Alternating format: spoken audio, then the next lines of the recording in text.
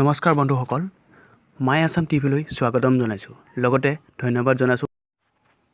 আজিৰ দিনটো মোৰ কাৰণে খুবেই সুখৰ দিন, কাৰণ মোৰ আজি 500 ছাবস্ক্ৰাইবাৰ হৈছে।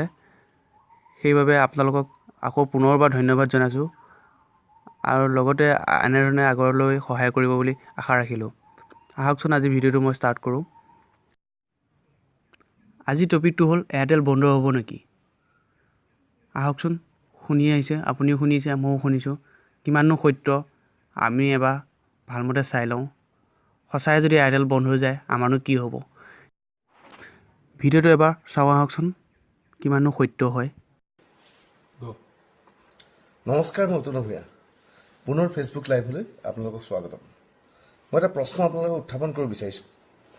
আপুনি জানে আপোনাক কোনোবাই মাৰিব বিচাৰিছে, আপোনাৰ পৰা কোনোবাই লুটিব বিচাৰিছে বা লুণ্ঠন কৰিব বিচাৰিছে। সেই মুহূৰ্তত আপুনি কি কৰিব?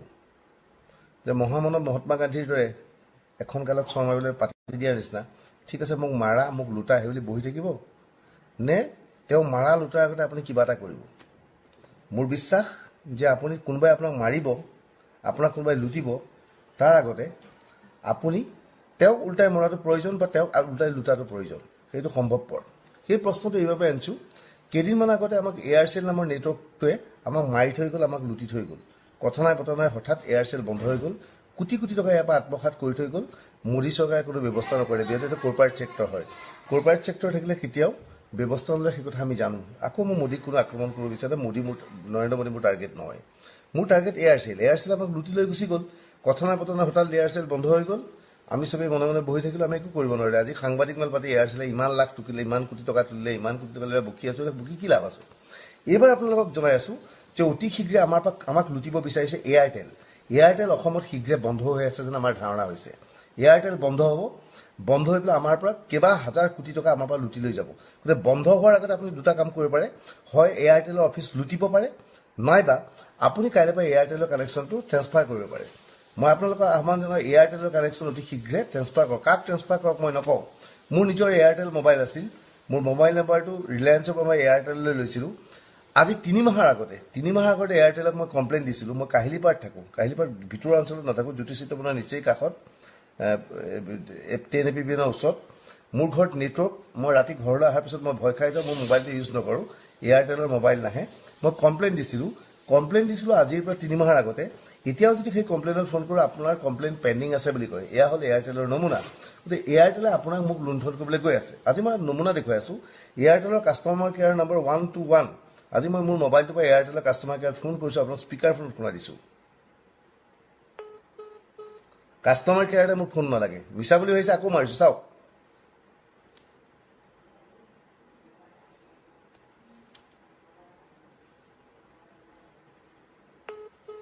এয়া হ'ল এয়াৰটেল। এয়াৰটেলৰ মোবাইলটো মন কৰক ভালকৈ। এয়া এয়াৰটেল 4G লিখা আছে, ভালকৈ চাওক, এয়াৰটেল 4G। এইটো 4G আচলতে গোটেইখন এখন খেল এখন চলি আছে। তেওঁলোকে গোটেই ছিষ্টেমত 4G বুলি লিখি থৈ দিয়ে, কিন্তু ইয়াত 2Gও নাই, 1Gও নাই, একোৱেই নাই, একো কানেকশ্যন নাই, কোনো নেটৱৰ্কৰ ব্যৱস্থা নাই। কিন্তু আপুনি যে 4G নামৰ নেট খুলি আছে, তাৰ নামত প্ৰতি মিনিটত আপোনাৰ 10 টকা, 20 টকা, 25 টকাকৈ বাঢ়ি গৈ আছে। সেইবুলি এয়াৰটেলে আমাক লুটিব। অহা মাহত এয়াৰটেল ইয়াৰ পৰা পলাই যাব। ইতিমধ্যে এয়াৰটেলৰ আমি যিখিনি খবৰ পাইছোঁ, যিটো 6 মাইলত তেওঁলোকৰ অফিচ আছে, সেই অফিচটো তেওঁলোকে বিক্ৰী কৰাৰ প্ৰস্তুতি চলাইছে। এটা ব্যক্তিগত কোম্পানীক তেওঁলোকে বিক্ৰী কৰিব। কালি পৰহি ভিতৰত চুক্তি হৈ যাব, অফিচটো বিক্ৰী হৈ যাব। এয়াৰটেল গুচি যাব। আপুনি এয়াৰটেলে বাহাদুৰি দেখুৱাইছে, আমাৰ নিজৰ এটা অফিচ আছে। এয়াৰচেলৰ গুৱাহাটীত নিজৰ বিল্ডিং নাছিল। এয়াৰটেলৰ 6 মাইলত ব্ৰিজখনৰ কাষতে এটা ৰঙা বিল্ডিং এটা আছে। মই জনামতে সেই বিল্ডিংটো বিক্ৰী কৰাৰ প্ৰস্তুতি চলি আছে। সেই বিল্ডিংটো বিক্ৰী কৰি দিব। এয়াৰটেলৰ ইয়াত সম্পত্তি নাহিব, এয়াৰটেল পলাই যাব। আপোনাৰ মোৰ পৰা কোটি কোটি টকা আত্মসাৎ কৰিব। গতিকে এয়াৰটেলক আমি ধৰিব লাগিব। হয় কালি পৰহিৰ ভিতৰত এয়াৰটেলৰ অফিচত আমি ঘেৰাও কৰিব লাগিব। ইয়াত কোনো সংগঠনৰ প্ৰয়োজন নাই। আমি একেলগে গৈ পেলাই বিল দে, পইচাখিনি আদায় দিয়ে, নেটৱৰ্ক ঠিক কৰ, নাইবা এয়াৰটেলৰ নেটৱৰ্ক আপুনি কালি পৰহিৰ ভিতৰত বলনি কৰক। আপোনাৰ হাতত সময় নাই। আজি বৃহস্পতিবাৰ, শুকুৰ, শনিবাৰৰ ভিতৰত ঠিক কৰক। মোৰ বিশ্বাস সোমবাৰৰ ভিতৰত এয়াৰটেল ইয়াৰ পৰা পলাই যাব। সেইটো মই নিশ্চিত তথ্য নহয়, কিন্তু মই যিখিনি তথ্য পাইছোঁ, যিটো এয়াৰটেলৰ কাম কাজ দেখিছোঁ, এনেধৰণৰ কাৰ্য সংঘটিত হ'ব পাৰে। এনেধৰণৰ মাল্টিনেশ্যনেল কোম্পানীয়ে এইবিলাক কৰে। এয়াৰটেল ইয়াৰ পৰা পলাই যাব, লগে লগে প্ৰতিশ্ৰুতি দিব। পঞ্চায়ত নিৰ্বাচন আহি আছে, পঞ্চায়ত নিৰ্বাচনৰ মানে গভৰ্ণমেণ্টক যিখিনি টকা দিব লাগে এয়াৰটেলে দিব। কাৰণ এই এয়াৰটেল, এয়াৰচেল এইবোৰ কোম্পানীয়ে ইমান বছৰ ধৰি অসমক লুণ্ঠন কৰি আছে। কেতিয়াবা শুনিছেনে এয়াৰটেল বা এয়াৰচেল বা ৰিলায়েন্সে বান আক্ৰান্ত লোকক 5 পইচা দিছে বুলি শুনিছেনে? কেতিয়াবা শুনিছেনে আপোনালোকে ক'ৰবাত সাম্প্ৰদায়িক সংঘৰ্ষ হোৱাৰ পিছত সেই লোকক কম্বল বিলাইছে তেওঁলোকে?